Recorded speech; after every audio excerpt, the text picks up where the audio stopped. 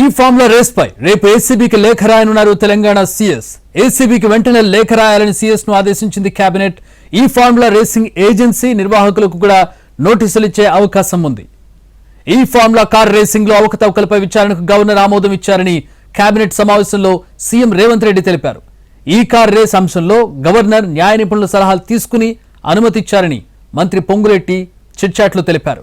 ఇకపై చట్టం తన పని తాను చేసుకుంటూ పోతుందంటున్నారు. కేటీఆర్ ని అరెస్ట్ చేస్తే రాష్ట్రం అగ్నిగుండం అవుతుందనను వారి అహంకార పూరిత మాటలకు నిదర్శనం అంటున్నారు పొంగులేటి. ఈ వ్యాఖ్యలు ప్రస్తుతం సంచలనం అవుతున్నటువంటి పరిస్థితి.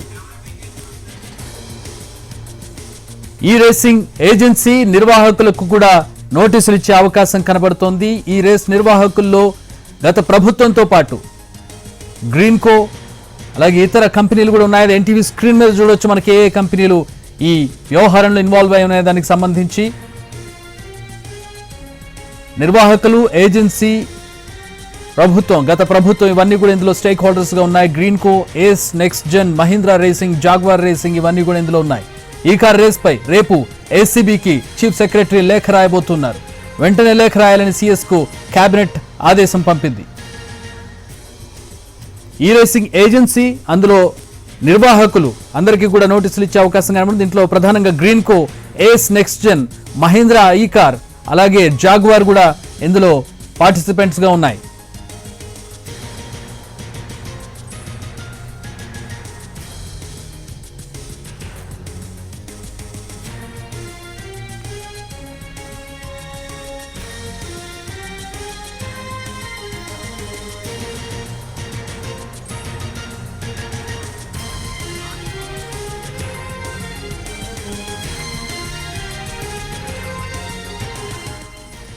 ఈ ఫార్ములా రేస్ చాలా ప్రతిష్టాత్మకంగా గత ప్రభుత్వం నిర్వహించింది. సిటీ నడిబొడ్డున ఈ కార్యక్రమాన్ని నిర్వహించింది. అప్పట్లో ఇది ఒక సంచలనమైనటువంటి పరిస్థితి, అలాగే విమర్శలు కూడా వచ్చినటువంటి పరిస్థితి. ప్రస్తుతం దీంట్లో జరిగినటువంటి అక్రమాలకు సంబంధించి కాంగ్రెస్ ప్రభుత్వం దీనిపై విచారణకు ఆదేశిస్తోంది. ప్రస్తుతం దానికి సంబంధించిన ప్రొసీజర్ ఏదైతే ఉందో అది స్టార్ట్ అయింది. మనకి ప్రస్తుతం దానికి సంబంధించిన అప్డేట్స్ చూస్తూ ఉన్నాం. మా ప్రతినిధి చారి జాయిన్ అవుతున్నారు. చారి, ప్రధానంగా ఎక్కడ ఈ అంశానికి అంటే ఈ కార్ రేసింగ్ కి సంబంధించినటువంటి లిటిగేషన్ ఎక్కడుంది, సమస్య ఎక్కడుంది, ప్రధానంగా దేని చుట్టూ వ్యవహారం అంతా నడుస్తోంది?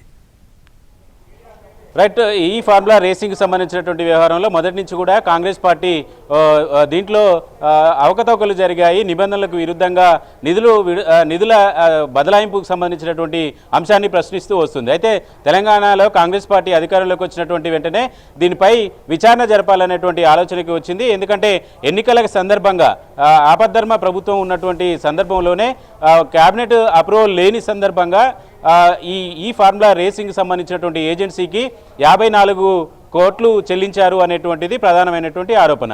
కేవలం మౌఖిక ఆదేశాలతోటే అప్పట్లో మంత్రిగా ఉన్నటువంటి కేటీఆర్ ఆదేశాలతో అధికారిగా అరవింద్ కుమార్ నిధుల్ని విదేశాల్లో ఉన్నటువంటి కంపెనీకి, విదేశాల్లో ఉన్నటువంటి ఆ ఏజెన్సీకి బదలాయించారు అనేటువంటి ప్రధానమైనటువంటి ఆరోపణ ఉంది. ఆ ఆరోపణకి సంబంధించి విచారణ చేయాలనేటువంటి ఆలోచనతో ప్రభుత్వం వచ్చింది. అయితే ఈ విచారణ జరపడానికి ప్రధానంగా గవర్నర్ ఆమోదం అనేది ఉండాలనేటువంటి నిబంధన ఉంది. గతంలో ఈ చట్టానికి సంబంధించినటువంటి సవరణలు చేశారు. గత ప్రభుత్వాలకు సంబంధించినటువంటి అధికారులు కావచ్చు, ప్రజాప్రతినిధులు కావచ్చు, ఎవరైనా ఈ అధికార దుర్వినియోగానికి పాల్పడ్డట్టు కానీ, అవకతవకలకు పాల్పడ్డట్టు కానీ ఉంటే అది ఖచ్చితంగా గవర్నర్ ఆమోదం తీసుకున్న తర్వాతనే విచారణ చేయాలనేటువంటిది ఒక నిబంధన ఉంది. ఆ నిబంధన మేరకి రాష్ట్ర ప్రభుత్వం గవర్నర్కి లేఖ రాసింది. ఈ ఫార్ములా రేసింగ్కి సంబంధించినటువంటి వ్యవహారంలో నిధుల బదలాయింపుకు సంబంధించి అక్రమం జరిగింది అనేటువంటి ఆలోచనతో గవర్నర్కి లేఖ రాశారు. అయితే ఇవాళ అసెంబ్లీలో జరిగినటువంటి కేబినెట్ సమావేశంలో ఫార్ములా ఈ రేస్కి సంబంధించినటువంటి దానికి సంబంధించి గవర్నర్ విచారణకు ఆమోదం తెలిపినట్టు ప్రభుత్వం నుంచి సీఎం రేవంత్ రెడ్డి తన సహచర మంత్రులందరికీ కూడా కేబినెట్ సమావేశంలో స్పష్టం చేశారు. దీంతో పాటుగా ఈ విచారణ, ఏసీబీ విచారణకు సంబంధించినటువంటి విచారణకి సీఎస్ నుంచి లేఖ రాయాలనేటువంటి సూచన కూడా కేబినెట్ సూచించింది. దానికి అనుగుణంగానే సీఎస్ రేపు ఏసీబీ అధికారులకి ఈ ఫార్ములా రేసింగ్ సంబంధించినటువంటి వ్యవహారంలో జరిగినటువంటి అవకతవకలకు సంబంధించి నిబంధనల ఉల్లంఘనకు సంబంధించినటువంటి వ్యవహారం మీద విచారణ చేయండి అని చెప్పేసి లేఖ కూడా వెళ్ళబోతుంది. ఇప్పటికే ఈ ఫార్ములా రేసింగ్ సంబంధించినటువంటి వ్యవహారంలో అరవింద్ కుమార్కు సంబంధించినటువంటి పాత్ర, ఆయన నుంచి స్టేట్మెంట్లకు సంబంధించినటువంటి వివరాలన్నింటినీ కూడా ప్రభుత్వం సేకరించింది. దీనికి కొనసాగింపుగా ఏసీబీ కూడా కేసు నమోదు చేసినటువంటి నేపథ్యంలో వీటిలో భాగస్వామ్యం ఉన్నటువంటి అధికారులందరికీ కూడా నోటీసులు వెళ్ళేటువంటి అవకాశం ఉంది. వీటి మీద కేసులు కూడా నమోదు చేసేటువంటి అవకాశం ఉంది. ఇక్కడ ఈ జరిగినటువంటి వ్యవహారంలో ప్రూవ్ అయ్యేటటువంటి అంశం ఏంటి? ఎక్కడ ఇల్లీగల్ అంటే చట్టవిరుద్ధంగా ఏం జరిగినట్టు, ఏమి ప్రూవ్ అయితే ఎవరెవరికి శిక్షలు పడే అవకాశం ఉంది? అంటే ప్రధానంగా నేమ్స్, పార్టిసిపేట్ చేసిన కంపెనీలు కావచ్చు, నిర్వాహకులు కావచ్చు, ప్రభుత్వంలో ప్రధాన పాత్రధారులు, సూత్రధారులు కావచ్చు, నేమ్ టు నేమ్ ఎవరు ఉండొచ్చు? ప్రధానంగా ఈ వ్యవహారంలో ఒక ఉల్లంఘన జరిగింది అనేది ప్రభుత్వం చెప్తున్నటువంటి అంశం. సాధారణంగా ఏ ఒప్పందం అయినా సరే ఒప్పందం కుదుర్చుకున్న తర్వాత నిధుల బదలాయింపుకు సంబంధించినటువంటి ప్రక్రియ కొనసాగుతుంది. కానీ 2 వారాల ముందే నిధులు బదలాయించిన తర్వాత ఒప్పందం కుదుర్చుకున్నారు అనేటువంటి అభిప్రాయంతో ప్రభుత్వం ఉంది. అయితే దానికి సంబంధించినటువంటి డాక్యుమెంట్లన్నింటినీ కూడా, దానికి సంబంధించినటువంటి వివరాలన్నింటినీ కూడా ఏసీబీ తన పూర్తి విచారణలో బయటకు వచ్చేటువంటి అవకాశం ఉంది. కాబట్టి కొద్దిసేపటి క్రితం మంత్రి చిట్చాట్ చేసినటువంటి సందర్భంగా ఇలాంటి వివరాలన్నింటినీ కూడా బయటకు పెట్టినటువంటి విషయం. దీంట్లో అసలు అవినీతి జరగడానికి కారణమే అవినీతి జరిగింది అనేటువంటి అంశం ఒక ఎత్తు అయితే, నిధుల బదలాయింపు ఒప్పందానికంటే ముందే ఎలా జరిగింది అనేటువంటి దానికి సంబంధించినటువంటి ప్రక్రియ కూడా ఈ విచారణలో వచ్చేటువంటి అవకాశం ఉంది. ప్రధానంగా ఐఏఎస్ అధికారి అరవింద్ కుమార్తో పాటు కేటీఆర్, అప్పట్లో మంత్రిగా ఉన్నటువంటి కేటీఆర్, మిగతా ఏజెన్సీలకు సంబంధించి ఈ ఫార్ములా రేసింగ్ సంబంధించినటువంటి నిర్వాహకులకు సంబంధించినటువంటి వాటి మీద కూడా ఈ కేసు అయితే నమోదయ్యేటువంటి అవకాశం ఉంది. ఏజెన్సీతో పాటు నిర్వహించినటువంటి నిర్వాహకులకు కూడా నోటీసులు ఇచ్చేటువంటి అవకాశం ఉంది.